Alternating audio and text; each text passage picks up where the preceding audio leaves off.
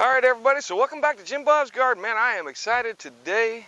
I am all sorts of happy because I get to plant potatoes, man. Potatoes are one of my favorite things to plant. One, we eat a ton of them. I mean, Mama makes them in, when she makes taco meat, she puts them in the taco meat. We eat them for breakfast. We make French fries. We just do all kind of stuff with potatoes. So, I'm really happy to be out here planting my potatoes. So what I figured I'll do today is we're going to go through the whole process of how I go about prepping the bed, and then show you how I go about planting them. All right, so first things first, how I go about prepping the bed. Now, this is a good bed that's had beans growing here in the wintertime. Now, I have a video, I'll put a link on here that shows it, but basically I had a problem with wire worms. And then I read somewhere that if you plant beans in your potato patch, it'll get rid of the wire worms. And it worked. It worked very well. So I did plant beans here over the fall and the winter. They died back, and the roots are still in the ground. And then on top of that, I've taken and put some other good soil that I had, mostly because I wanted to just take the soil down so I could put more compost in another bed. I put that on top of here, pulled out, or actually I weed whacked most of the weeds in here so that all the tops were cut down. And now what I'm going to do, I'm going to go through and loosen up the soil. And loosening the soil is an easy prospect. All you got to do is just kind of dig it up, like so, and then move on. All right, I'm not really trying to dig it up. I'm just trying to loosen the soil. Potatoes like a nice, loose soil to grow in. All right. Now, as far as weeds, I've seen potatoes grow with grass all around, so I'm not too worried about the weeds. Or like I've got right in here, a lot of dollar weed. It shouldn't be an issue. But all you do is go down. Now, when I go down, this is my potato fork. I try and stomp that all the way to the ground, because that's about how deep my potatoes are going to grow on average. All right? So I'm going to go ahead and do this, and then we'll talk about some other stuff.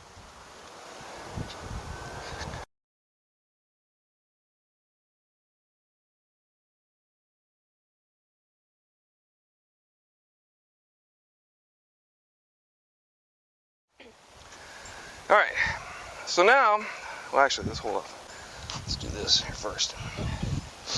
So now let's talk about how deep to plant them. Now, you can grow potatoes using just straw directly on top of the ground. You can just set your potatoes down on top of the ground and then cover them with like 6 inches of straw or another fine mulch like that. I've never tried it, but I imagine you could probably do it with grass clippings. Though I would be concerned, the straw doesn't break down as fast as grass clippings, and I would be concerned that the potato could die due to the heat generated by grass clippings rotting down. I've never tried it. I know that is a way to do it. But what I've done is I've dug a trench, and you'll see it's about a hand deep, plus or minus a few. All right, so about yay long is about big enough. All right, and then you'll also see a lot of controversy about how to plant a potato. Now, these are just Walmart potatoes, straight from the store, that we had, and they started to sprout a little bit, some of them, all right?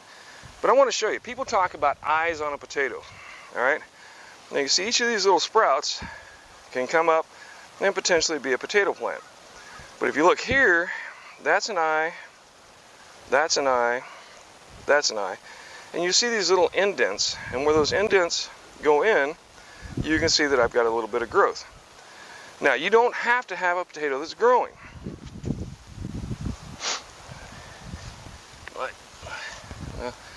Here we go. All right, so here's a potato that has less growth, and you can see the little indents. Those are all the eyes that are on this potato. All right. Like there. So now, when I was a young man and we grew potatoes back home in Kansas, I was always told that you got to have 3 eyes. All right, always have at least 3 eyes when you plant your potato. And as I remember, now keep in mind, this was back in the 70s, way back when. All right, I'm old as dirt and getting older by the day. But at any rate, so what we did back then is we would just take potatoes Now we had a basement, so we kept them in the basement. But we would just take potatoes, cut them, and stick them in the ground. Now some people will tell you when you cut your potatoes that you should leave them out for a day or two so that they scab over. I have not done that, and maybe I will just to try it out. But I got to say that I've had pretty good success just cutting them and throwing them in the ground, as long as you follow the 3-eye rule. All right, so like this potato here, I'll cut. I got 1, 2, 3 there. So I'll cut yay much off of that. All right, and I'll plant it in the ground. And then there's 1, 2, 3, probably 4 there. So we'll cut this one like so. Now when you put these in the ground, make sure you got some of the eyes facing up. Like I got 2 good ones there that have already started to grow. So we'll place them there. And I put them about yay far apart. So my experience so far has been that on average, a potato makes an area about that big that grows potatoes. Now they can intermingle a bit. So if you superimpose that over there, that's about how far apart you want them. Maybe a foot apart. I have my rows here, and if you can see my little stakes to guide me on where I'm going to plant my rows. I've got my rows about a foot apart. And I use my foot for an example, so it's not exact by any means. Now the other advantage to doing this is when you cut them, I am taking a potato, and rather than having one plant come from that potato, I have at least 3 on average that should come from each potato. Now some people say you should plant the whole potato, because that potato, well, the skin will help keep it from rotting. And then the other thing is that they say that each of these eyes will produce a plant, and then each plant produce more potatoes. I don't know that that's true. And like I said, I know the old guys that I gardened with back in the day were old Kansas farmers that had been planting potatoes long before I was ever born. So I've just kind of stuck with what they taught me. So I try and just follow the guidance that I've been taught as a youngin' way back in the day. Put that one. All right. Now I'm going to show you. I kind of like my trenches, and I'm going to show you why. So right now I kind of got them gapped a little bit weird. So I'm going to dig a hole down here, and I'm going to put that one over here, and then just kind of soak up the gap a little bit by moving things around. All right, space them out a bit. Excuse me. Probably don't want to add one necessarily. You kind of get them, whatever feels good. All right, so 1, 2, 3, 4, 5, 6, 7, 8. All right, and this is an 8-foot bed, so they're about a foot apart. So that's how I do them with a trench. And then once I got the trench planted, then I'll just take and cover it over loosely. And all this stuff here, I'm not overly worried about that. I mean, I can be. Now you can do this with a rake or by hand, however you want to go about it. All right. Just cover them back up like so. I'll speed this up.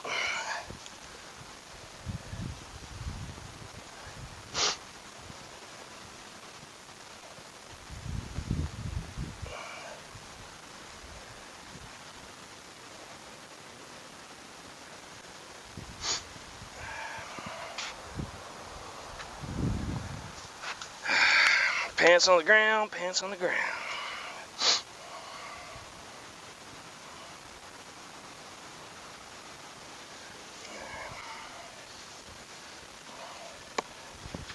All right.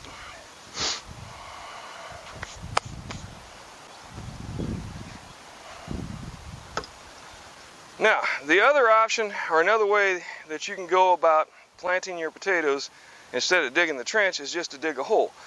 Now this is probably more no dig friendly. You just take and dig you a hole down in the ground, And again, we're going to make it about a hand deep. And we take our potato, place it in there. Now I would recommend, since you're doing your gapping, I'm going to use my foot as an example, that you leave the hole until you get them all planted, just so you kind of have an idea of where they're going. All right. Now, if you're talking sustainability, one of the things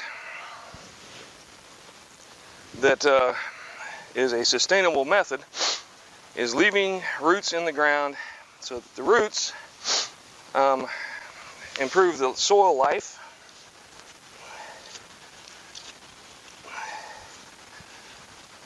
and basically interconnect with each other. A little too deep there. There we go. So by digging the holes rather than digging a trench, you're disturbing less soil. About there, and about here.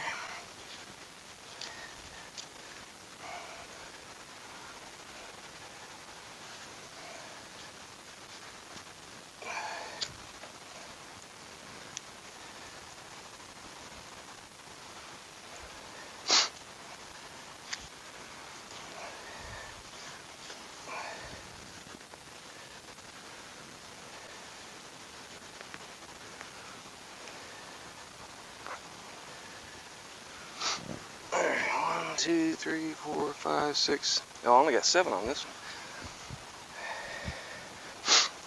And like I said, looks like I'm only going to get 7 potatoes out of this row, which is one of the reasons, like I said, I like to do the trough myself, because I can space them out a little better. All right, so once again, then we're going to take a knife. Now, if you got something growing like that, definitely want to keep that and plant that one up, because that is not roots, that is actual potato plant. All right, should give me about 3 eyes there.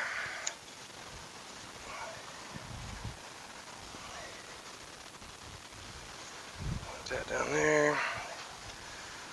Now, as far as when to plant, all right, today, oh gosh, the 25th, I think, of February.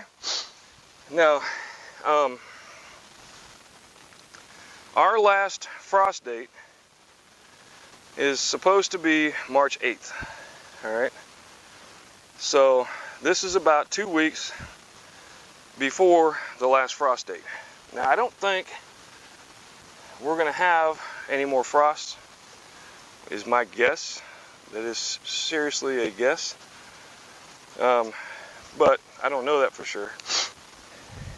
But 2 weeks prior to your last frost date is a good time. If potato plants come up and then you get a frost, it will kill your potatoes. All right, so keep that in mind when you're planting, that you don't want these to come up and then get froze off. Some things to keep in mind when you're planting your potatoes. One, make sure that you have 3 eyes per planted potato, if you're not going to plant the whole potato. 2, you can use potatoes from the store. That's what all these are. They will grow, they grow fine. Or you can go out and you can buy potato seed. Now, I did notice that potato seed was going for like $5, I want to say, and it was 6 potatoes. So, I mean, potatoes are only like $5 for 10 pounds. So why would you spend a whole bunch of money planting it and buying seed if you can buy them just as cheap?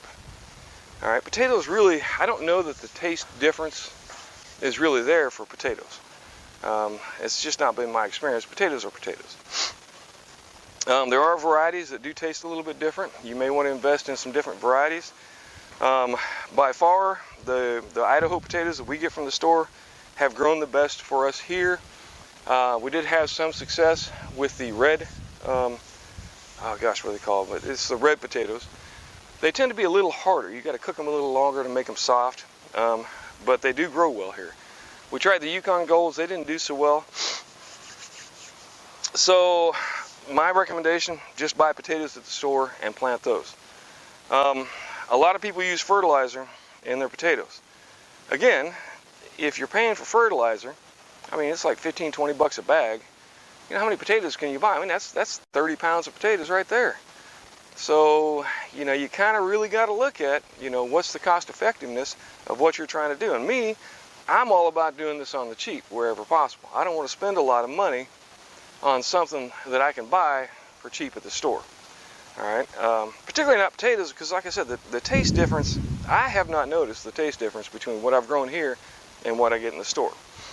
And then the last thing is the date. When you plant your potatoes is really important. I've heard of people plant them here in Florida as early as January.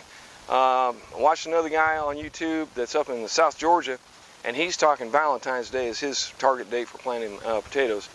For me, I would look at about 2 weeks before the last frost. That's what the almanac recommends. And then spacing, I mean, I'm going with kind of the square foot garden guide-ish. So for me, about a foot apart in each direction. All right, because they make a hill about yay big. Now, once they've grown up, you can hill them up, which can help, but potatoes really don't grow roots on the upward slant, I don't believe. It's primarily just an area around and down is where the potatoes actually form. So hilling is good. It helps to keep them cool. I will probably go and get some compost, some mulch as time goes on and hill them up with the mulch. I did that last year in a couple of hills and seemed to help keep them alive longer. And then watering. Potatoes need to be watered. You got to keep them watered. I think my biggest problem last year is that I allowed them to dry out because we had a really dry spring. This year's been pretty damp, and you can see my soil is pretty damp as we're planting it in. I mean, you can grab a wad of soil and make it into a nice little ball. So it's moist. I mean, it's not wet, but like, you know, you can't really do that as much with the dry soil on the top. It kind of comes apart. All right, so it's damp, but I will soak these in real good and probably water them at least once a week from there on. All right, so that's how I'm going about planting my potatoes this year. We'll see what the results are. If you got other ideas, you think I'm doing something wrong, please, you know, give me some input. And do me a favor, give me a like. If you like this video, hit that like button. It only takes a second, and it helps me out to get the word out to more people. All right, so thanks once again for stopping by. Like, subscribe, and let me know what you think. And grow something.